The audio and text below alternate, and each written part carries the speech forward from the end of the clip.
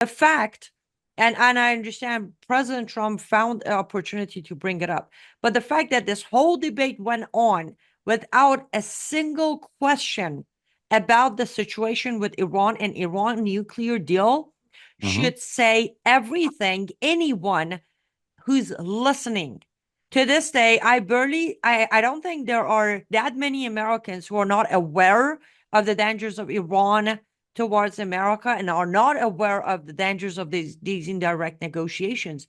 Michael, nothing, no questions about Iran. No, and you're right. Yeah, Trump did bring this up, and I wish he done it would have done a little bit better job articulating that the Biden-Harris regime unfroze money and gave more money directly to Iran, and I think that had direct influence over the actions that we've seen against Israel and other terrorism in and around the Middle East.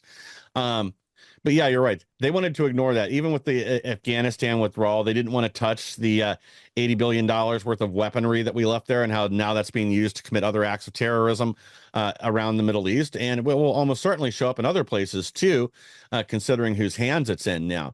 But yeah, you're right. They don't want to discuss that. They don't want to discuss Iran. They don't want to discuss their influence and how opening up these backing off of the trade sanctions and other things has also allowed Iran to continue to fund terrorism and even the blatantly obvious stuff like they're sending drones up to Russia that are being used to kill people in Ukraine.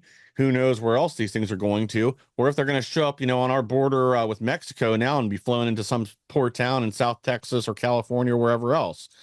These are things that matter that they don't want to discuss. And if you bring them up, you're just a racist, sexist, bigot, homophobe, Mhm. Islamophobe.